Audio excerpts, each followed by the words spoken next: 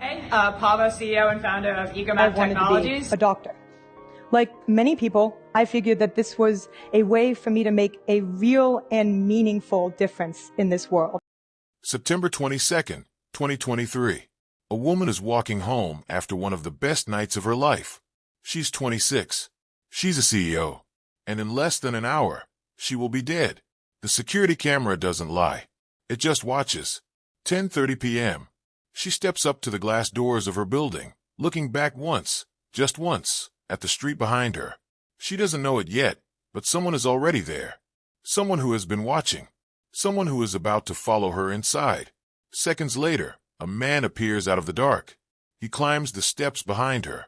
He presses himself against the glass, peering into the lobby where she's sitting, completely at ease, just feet away. He reaches into his pocket. He pulls something out, and through the door, without a single word spoken out loud that the camera can pick up, he says something to her. 40 seconds. That's all it takes. 40 seconds for a total stranger to convince a smart, successful, careful young woman to open the door and let him inside. She smiles. She waves him in. And together, the two of them walk toward the elevator, headed for the one place in that entire building where no one else is allowed to go. The rooftop. At 10:34 p.m., the camera records him walking in. At 11:09 p.m., it records him walking out. Same backpack, different clothes. He looks around once, like he's checking if anyone saw him. Then he disappears into the night. By Monday morning, this woman, the CEO, the founder, the girl who built a company from nothing, won't show up for a single meeting. Her phone will ring and ring with no answer. Her apartment door will be found unlocked, her bed untouched. And someone, a friend, someone who loves her, is about to climb a ladder to a rooftop she used to visit just to watch the sunset. He is about to find her, and nothing about what he finds up there will make any sense until you know exactly who was already hunting in this city, long before that night ever began. This is Crime Motives, and this is the story of the murder of Pava LaSeur. Before we get into what happened on that rooftop, I want you to understand who Pava actually was, because this isn't just a story about a victim. It's a story about someone who spent her entire short life trying to make the world safer and better for everyone around her. And the sick irony of how she died is something that has haunted this case from the very beginning. Pava LaSeur was 26 years old, and by any measure, she had already lived a life most people spend decades chasing. She was raised first in Texas, then in Arizona, the kind of upbringing where you learn to adapt early. From a young age, she had one plan mapped out. She wanted to be a doctor. She joined the medical club in high school. She was inducted into the National Honor Society. She did every single thing you're supposed to do if your goal is medicine. And it worked. She got into her dream school, Johns Hopkins University, one of the most competitive pre-med tracks in the entire country. But somewhere along the way, that plan changed. Pava realized that the kind of impact she wanted to have on the world wasn't going to come from a stethoscope. It was going to come from building things, systems, companies, ideas that could scale. While she was still a student at Hopkins, she founded a nonprofit that helped other students launch their own businesses. It was small at first, but it planted a seed. She wanted to help ideas succeed, whether that was a local business trying to get off the ground or a medical student inventing something that could change lives. She didn't care how big or small the idea was. She just wanted it to matter. In 2019, Pava gave a TED Talk, and if you go back and watch it now, knowing what happened to her, it's almost unbearable, because the title of that talk was Forget About Your Life Plan.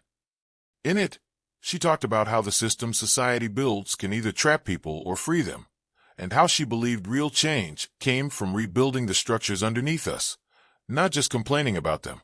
She talked about violence, about inequality, about the kind of preventable suffering that happens every single day in cities, just like the one she lived in. She had no idea how personally that speech would come to define her own story. That belief that better systems could create a better world eventually led her to co-found a company called EcoMap Technologies alongside her business partner, Sherrod Davis. Their mission was simple on paper but ambitious in practice. They wanted to make invisible information visible, connecting people to resources and opportunities they didn't even know existed. By the time Pava died, EcoMap employed more than 30 people, and she and Sherrod had been building it together for over 2 years. If you talk to anyone who worked at EcoMap, you'd hear the same thing over and over. Pava wasn't just their boss. She was family. She was a workaholic in the best possible sense, someone who genuinely loved the process of building something out of nothing.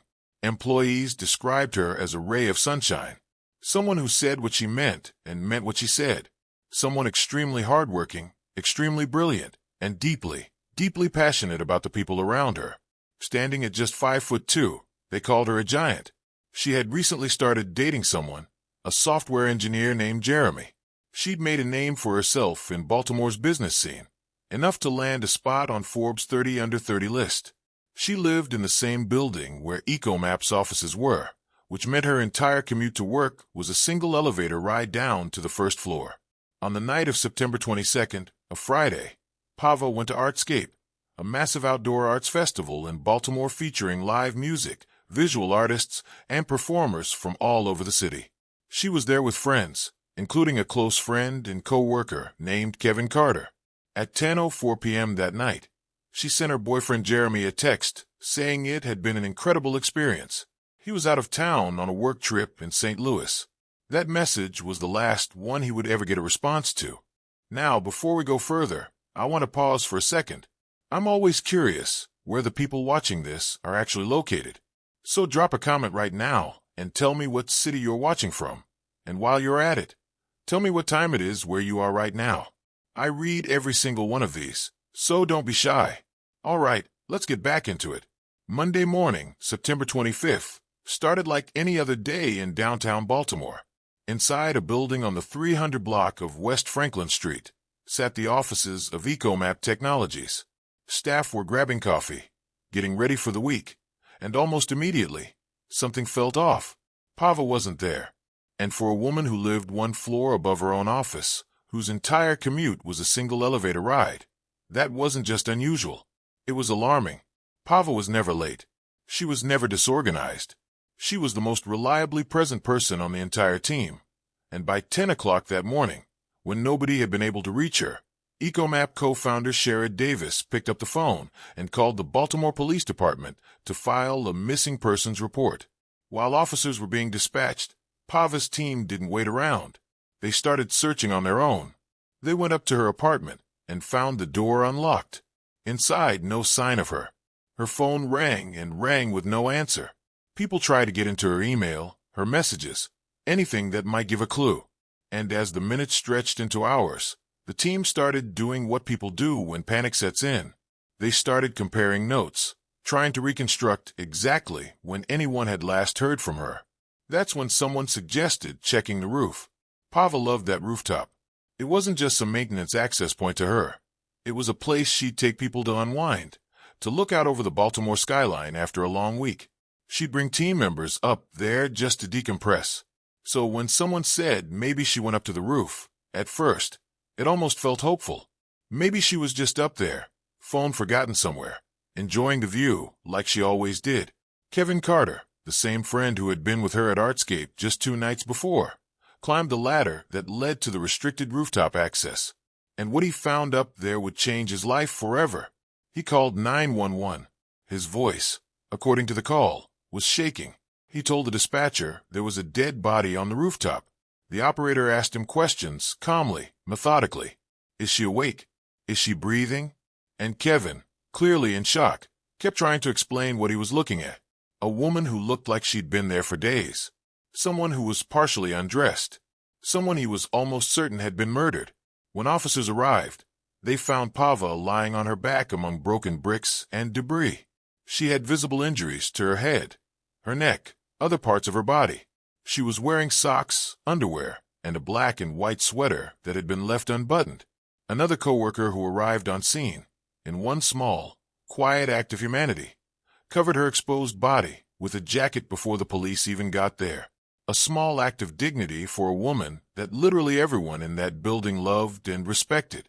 Near her body, investigators recovered a pair of red pants, 2 buttons, and a hair clip. They found a brick stained with what appeared to be blood. 3 teeth were discovered nearby. A short distance away, 2 red sneakers. Detectives believed both the pants and the shoes belonged to Pava. When the medical examiner arrived, it became official. Pava LaSeur was dead. Her cause of death was determined to be strangulation combined with blunt force trauma to the head. And in a detail that made the entire scene even more disturbing, the medical examiner estimated she had likely been lying on that rooftop for close to 2 days. 2 days while her friends called her name, while her phone buzzed unanswered on her nightstand, while the city around her kept moving, completely unaware. At just 26 years old, a woman who had already reshaped a piece of Baltimore's business community, who had TED Talks and magazine features, and a company with more than 30 employees who considered her family, was gone. And the investigation into who did this to her and why was only just beginning.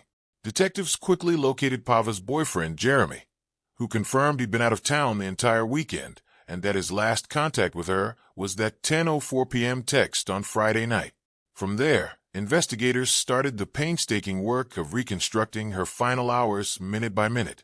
Every camera, every timestamp, every tiny detail that might explain how a woman this careful, this successful, this loved, ended up dead on a rooftop she used to visit for peace and quiet. Ring cameras inside the EcoMap office captured Pava saying goodbye to co-workers as she left for the night. In the footage, everything looks completely normal. She's relaxed. She's smiling. Nobody in that footage has any idea they're looking at the last video anyone would ever take of her alive. She's wearing the outfit she'll later be found in. The black and white sweater, red pants, red sneakers. Details that would end up repeated over and over throughout the investigation, because that footage became one of the most important pieces of the entire timeline. According to Kevin, the two of them stayed at Artscape through a performance, then lingered another 5 or 10 minutes before heading their separate ways to walk home. It was around 10 o'clock at night, still lively because of the festival. He said Pava mentioned she had a long day of work ahead of her, that her plan was simply to head home and get some rest. As far as anyone could tell, that was it. A normal night, ending the way countless normal nights had ended before. Except this time, Pava wasn't alone on her walk home. Not really. Surveillance cameras near the main entrance on West Franklin Street captured her returning at around 10:30 p.m. She looks completely at ease. She glances back toward the direction she'd come from, then looks across the street one more time before stepping inside. And it's in that gap, that brief moment between the street and the door, where everything changes. Investigators would later determine that after leaving her friends, a man approached Pava and began following her home. Seconds after she walked into the building, he came up the steps right behind her. He peered through the glass at her, sitting on a couch in the lobby. He reached into his pocket, pulled something out, and motioned for her to come closer to the door. The cameras didn't capture audio. Whatever this man said to her through that glass, we will never know word for word. But whatever it was, it worked. The two of them spoke for around 40 seconds, and then Pava made a friendly gesture, inviting him inside. From there, they walked together, not to her apartment, not to the office, but up to the rooftop. At 10:34 p.m., the camera shows him entering the building. At 11:09 p.m., roughly 35 minutes later, the same camera shows him leaving. He's carrying the same backpack he had earlier, but the gray hoodie he'd been wearing when he walked in is gone. He glances around once, almost casually, and then disappears into the Baltimore night. Here's the part that made investigators move fast, faster than they might have on almost any other case. They recognized him almost immediately, not because they'd ever met him, but because the Baltimore Police Department was already actively hunting for this exact man in connection with an entirely separate, horrifically violent crime that had happened just 3 days earlier. His name was Jason Billingsley, 32 years old. He worked as a maintenance technician at a residential building on Edmondson Avenue, a job that gave him legitimate access to people's apartments and let him move through the property without anyone questioning him.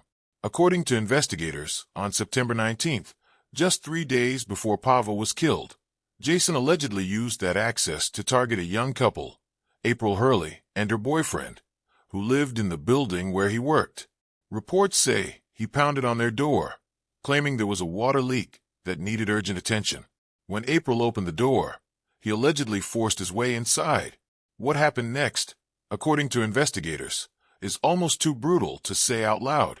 Authorities say he tied the couple up with tape, attacked April, and slit her throat.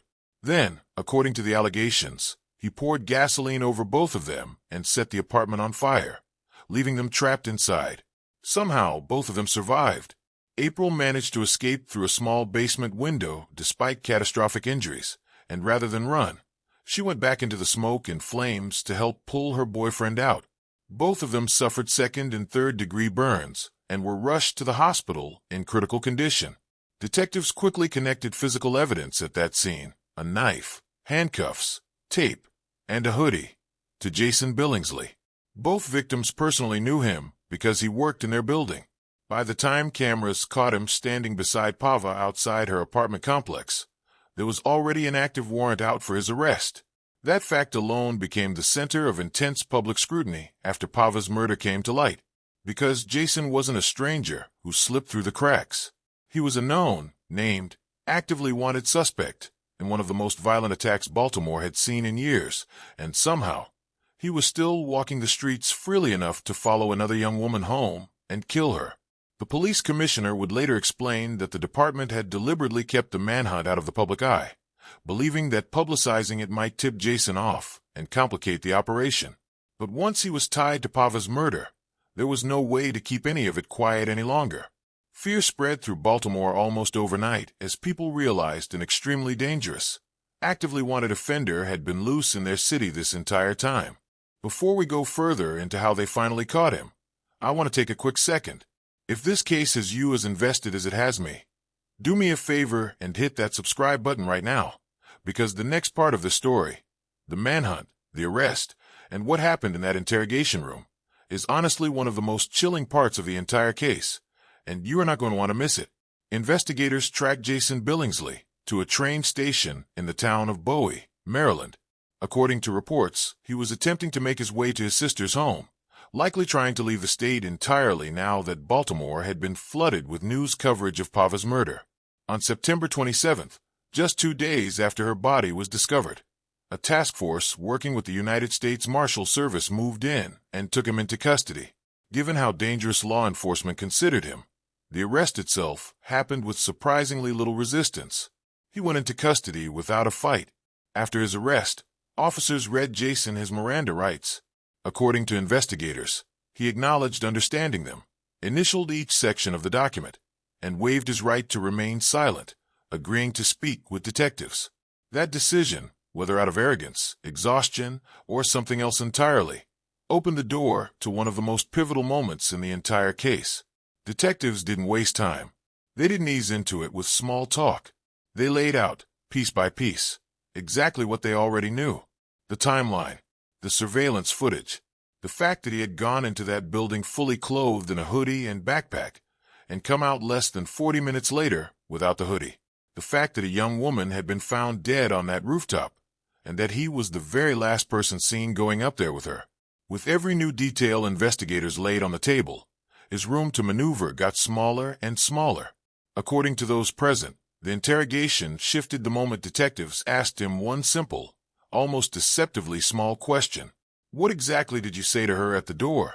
What did you tell her that made her let you in? That question, more than any piece of forensic evidence, more than any surveillance still, seemed to be the one that got him talking. He described meeting Pava on the street, telling detectives she'd stopped to say something to him, joking around a bit. He said he asked her why she wouldn't talk to him a little longer. And then, according to his own account, she was the one who suggested going up to the roof, telling him she wanted to show him something. They went up together using a ladder. Once up there, according to Jason, they talked for a bit. He claims he doesn't remember what about. And then, in his words, things just went black. Investigators were deeply skeptical of that claim, and for good reason. Throughout the interrogation, Jason recalled the events before the attack, and after the attack, with striking clarity. He remembered meeting her on the street. He remembered following her home. He remembered the exact sequence of events leading up to the rooftop, and he remembered leaving afterward.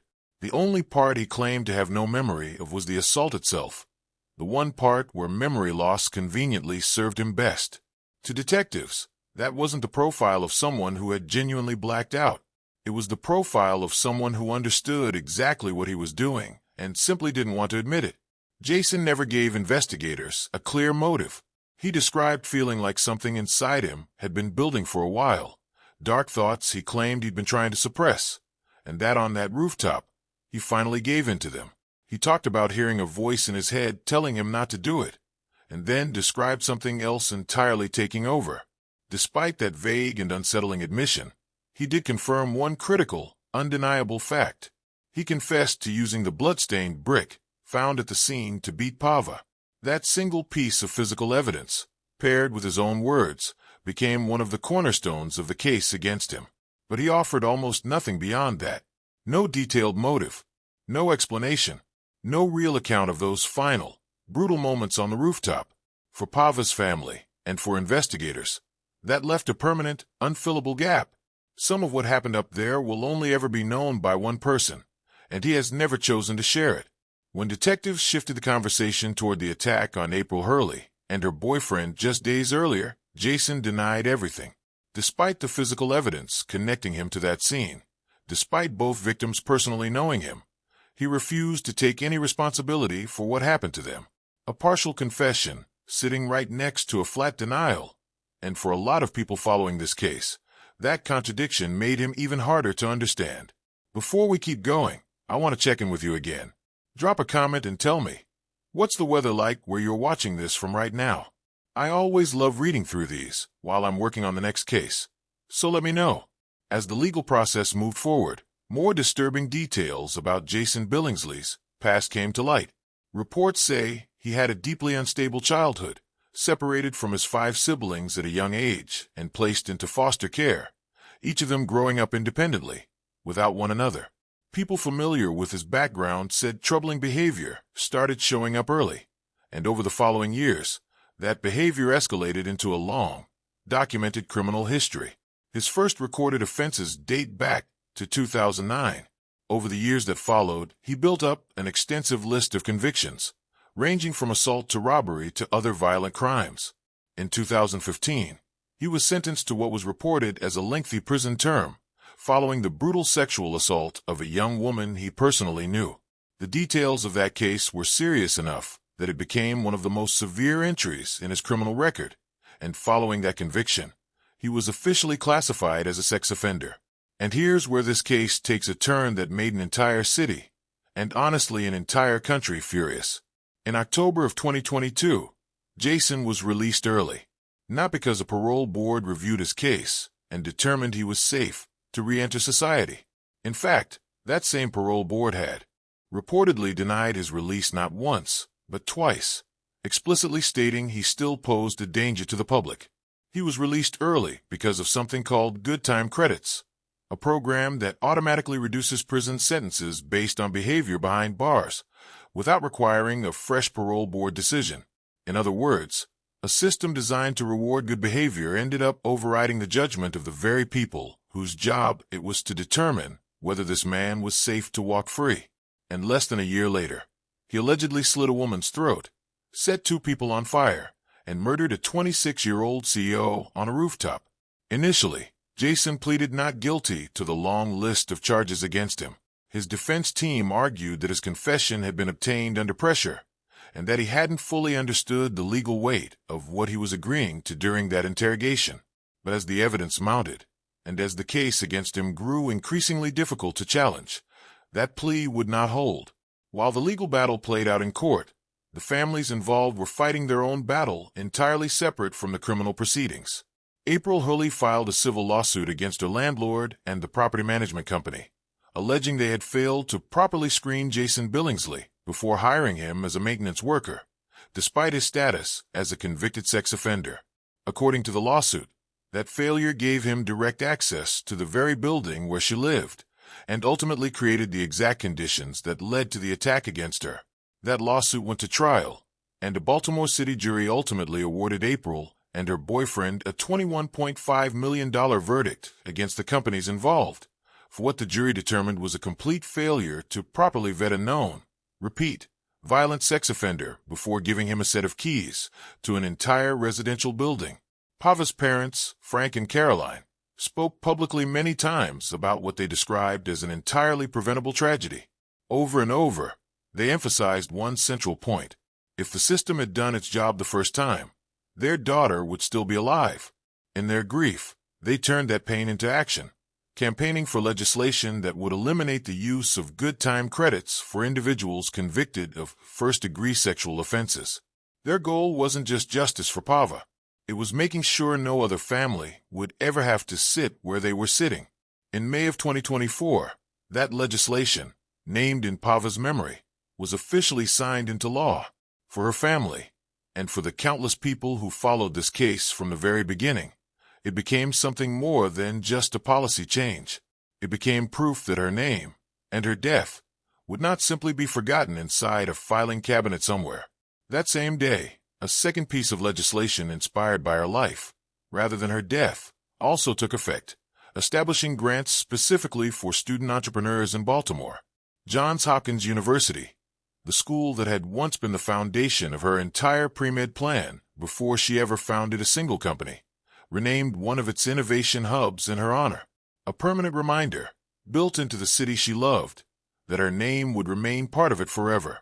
In the end, Jason Billingsley entered plea agreements in both cases. For the attack on April Hurley and her boyfriend, prosecutors say he received 2 life sentences for rape, torture, and attempted murder. For the murder of Pava LaSeur, he received an additional life sentence, to be served consecutively with the others. In effect, the court made it about as clear as legally possible that he would never again have the opportunity to live a normal life outside of prison walls. Technically, under Maryland law, he could become eligible for parole after serving 60 years, at which point he would be roughly 93 years old.